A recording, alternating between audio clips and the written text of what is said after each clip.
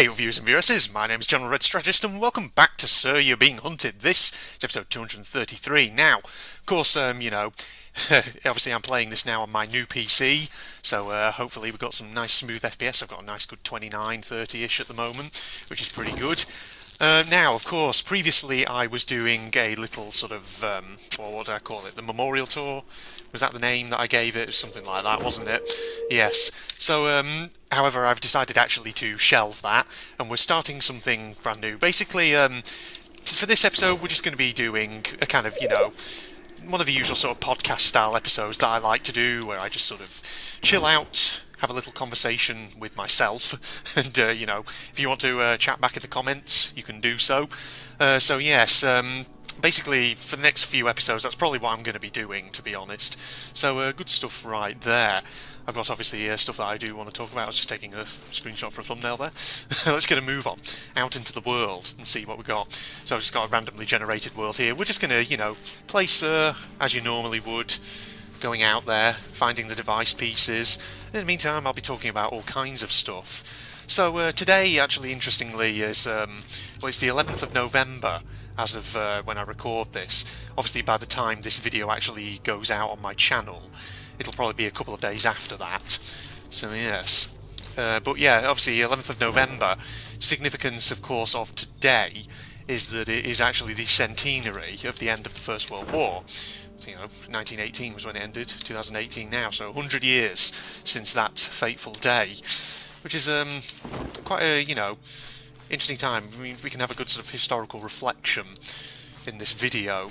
Because of course, a lot of people probably watching this, I would imagine you have personal stories to tell about family connections to the conflict, whether that be people who died during the war, people who took part in it, who were connected in some way to the events that happened. So yes, myself in my own family, I do have a distant relative somewhere who did die in the First World War. Just a fun little fact about myself. I can never remember what his relation was to me, but I don't think it was something close. It was it was something fairly distant, like I say. I can never quite fully remember what the connection was exactly. Yeah, but essentially the story is that this ancestor of mine, he was obviously in the British Army, and he was posted to northern France. I think it was near Bethune, I think it was. And he was sent out on a patrol, and he went missing, so presumed dead, basically. That was the deal going on there. So, of course, in all likelihood, he was killed, unfortunately. There's very little chance that he'd still be alive today, let's be honest. But, yeah, that's my own little sort of personal connection, if you will, to the First World War, in terms of, I had a relative who died during the conflict. I can't remember what year it was. I think it was he killed in 1914? I'm not sure. Can't remember. It's been so long actually since I last thought about this little tale. But one thing I do remember actually is this ancestor of mine did have some medals actually, and they are still in the family. Oh God, I think robots are looking at me. But yes, the medals are still in the family. And I have seen them. I remember actually once when I started high school, so many years ago, in one of our history classes, we actually had a task that the teacher set us. It was to find a sort of historical artefact in our family and just write a short essay about it, talking about what it is, where it came from. And I seem to recall, for mine, I did do my ancestors' medals from the First World War, which was an interesting little one. But yeah. And I think also, if I'm not mistaken, my parents have, I think, the actual documents that were put together by the British Army reporting on my ancestors' disappearance. God, next time I'm visiting my old folks, I will have to ask them to dig those out, because I'd love to have another look at those again sometime. It'd be fantastic, really. But yes, so my little story there about the First World War. But interestingly, I had a relative who actually died in the Second World War as well, if I'm not mistaken. I think actually his relation to me, I actually know. I think I know what it was. I think he was my. Now let me think this through. He would have been my great grandfather, I think, if I've got that right, if I'm remembering that correctly. And the sad part of his story is that he died at Dunkirk, which, of course, 1940, the big evacuation from mainland Europe back to Britain. That's kind of really sad in a way, because, of course, Dunkirk was his one chance to get away from the front line, get back to the safety of the United Kingdom. Unfortunately, if I'm remembering correctly, he was shot by a sniper, which is really quite a sad story, like I say. But such is war. Unfortunately, it's a horrible business. But yeah, that's some little anecdotes about my family right there. That wisp is going off in that direction. I should be following those really to see where these device pieces are actually located. So yes, it's good to actually be playing Sir on my new PC, getting a much better FPS than previously. It still dips a bit, what I've noticed when I go into these kind of forested areas, I think because there's a lot of polygons and things that it's loading in, with the bushes and the undergrowth, because looking at the FPS counting out right, it's about 20 at the moment, just looking in that direction. But when I look in a completely different direction, like this for example, it's just shy of 30, which is interesting. So by the looks of it, there's a device piece off in that direction. So we'll go over that way. We'll see if we can find anything. But yes. So yes, everybody, if let me know in the comments, what are your connections to wartime on this, the 11th of November? Do you have any relatives who died in conflict or who suffered? What do you do to commemorate the event? What do you do for remembrance? Things like that. Of course, I watched the Cenotaph earlier today on television, BBC One. Hold that every year.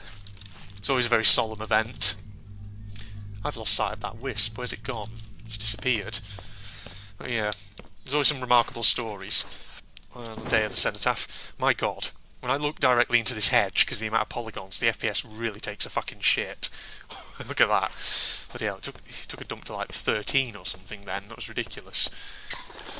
Well, I guess that's just the nature of the game, isn't it? Some things are graphically intense and others aren't. So yeah. Oh man, there we are. Diddle dangling. That's a name and a half, that is, isn't it? Oh dear. Oh dear me. The less said about that, the better, I do think. I'm not even going to make a joke about it, because it speaks for itself, pretty much. Oh dear. Oh dearie me.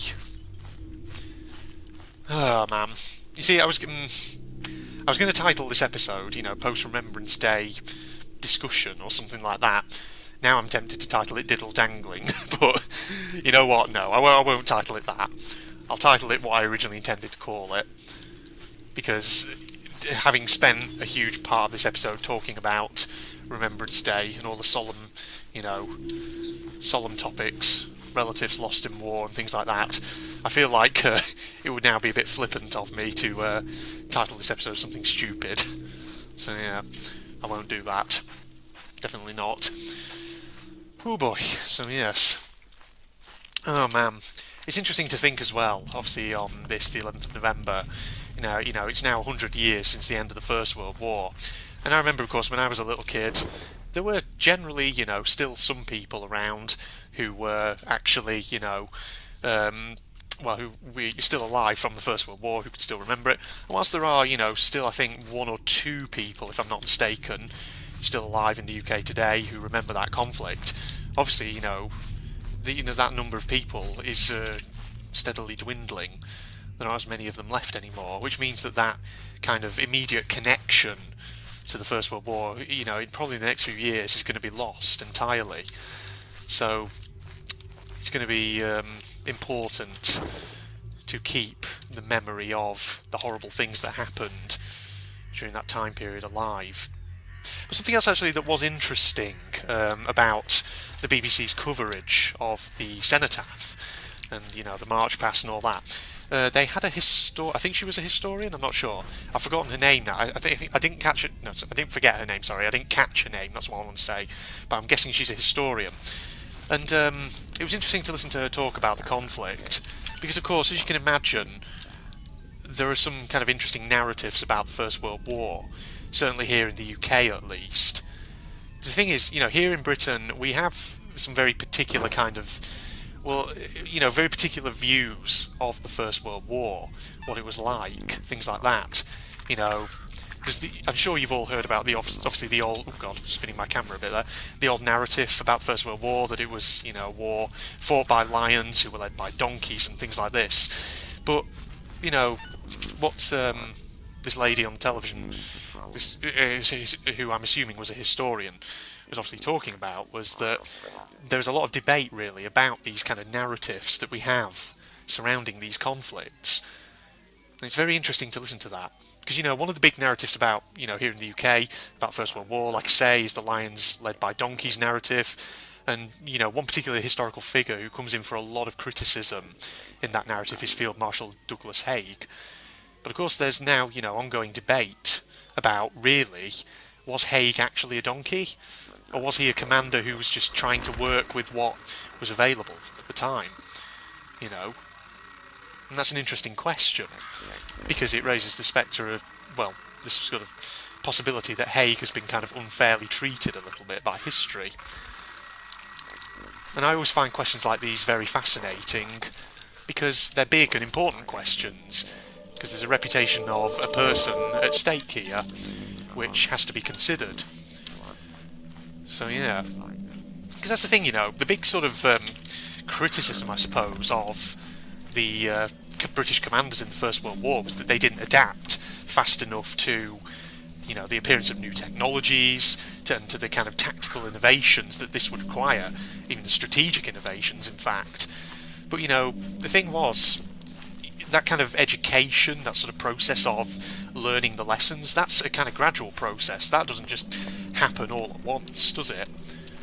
And so, this quote-unquote historian on the TV, I think, I kind of agreed with what she was saying, that, at the end of the day, the officers were facing a steep learning curve, so you can only kind of blame them so much, surely. But yeah, I thought it was an interesting little discussion that was being held there. Yeah. So, let me know your thoughts in the comments, everybody. It's interesting, actually, because, of course, whilst I have plenty of UK viewers, I also have a lot of viewers from outside. So I'd be interested in hearing what, kind of narratives there are about the First World War in other countries as well. What's the kind of the modern German narrative of the First World War, for example?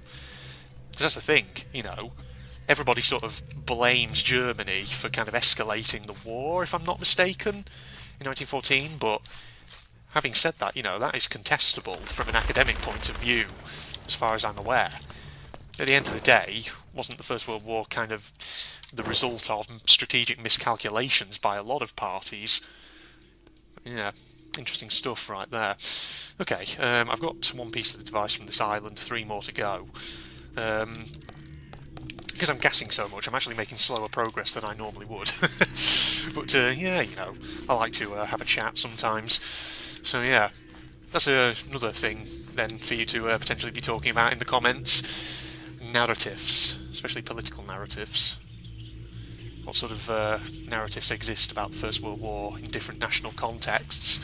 We like talking about the deep things here at General Strategist, except for once this is actually quite an interesting topic and not something silly. But yeah. Did I hear... Where are these wisps going? Is there a device piece over in this direction? Huh. Why are they going out to sea? That's an interesting thing. Where are they headed? It's getting daytime, don't need this torch anymore. Hello? Oh, are you kidding me? There's a device piece on that island over there. You always get that one piece, don't you, every so often in a Sir You're Being Hunted map. When you generate a new map, and there's little outlying islands, and then you have to risk swimming across and being killed by the friggin' sea beast, which is obviously, always a bit of a problem. Oh god, I'm stuck on a rock. It's not what... Oh god.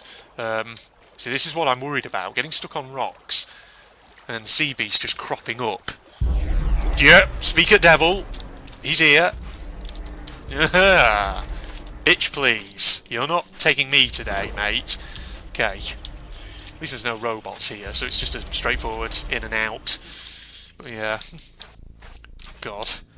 This is so fucking dangerous. Which is the shortest? This way. This will be the shortest route back, but I've got to remember there's fucking rocks under the water, which are going to make the approach potentially... oh god. Potentially hazardous. Go. Quick. Quickly, before Captain Tentacles reappears. Ooh, he's reappeared. God, he's like he appears as soon as I mention him. I guess his timing so spot on. He just hit me. He just hit me. Where's that from? You know, that he just hit me, or something bit me, whatever it is. You know what I'm talking about? Is it a meme? I don't know where it's from. So if you guys out there know, again, something else for you to leave in the comments below. Do let me know. So yes, there we are.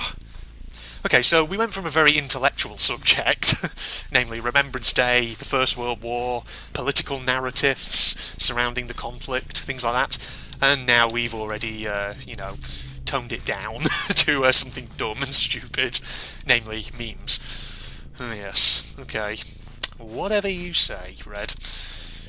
I'm starting to, I'm trying to remember also to try make more use of the track IR system. That's one thing I always forget to do when Sir You're Being Hunted. I always forget it exists.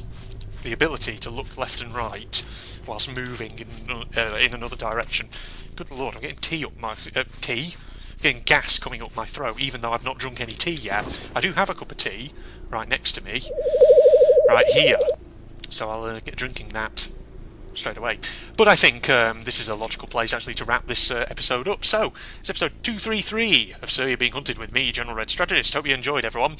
Like I say, next few episodes, we're probably just going to be having these kind of, relaxed podcast-style episodes where we'll just be playing Sir as you're normally supposed to, and just having chat about various topics, I enjoy that. It's quite relaxing and lovely, because, me and Phil have said this on many occasions, but Sir You're Being Hunted is one of those kind of games that really lends itself to that sort of thing. So yeah, hope you all look forward to whatever I start talking about in the next episode, which I'll probably get recording straight away, in fact, because I'm having a bit of a recording session. So yes, hope you enjoyed, everyone. Hope you'll join me next time. If you're not doing so already, you can follow me on Facebook and Twitter, links in the video description. If you're also interested in me doing sort of anime-related content, go check out my General Red Propagandist channel, link also in the video description. But other than that, thank you everybody, and goodbye. Owen, we're doing so well already. What was that? That's posh. That wasn't American at all. Trying to get. We're doing so well already.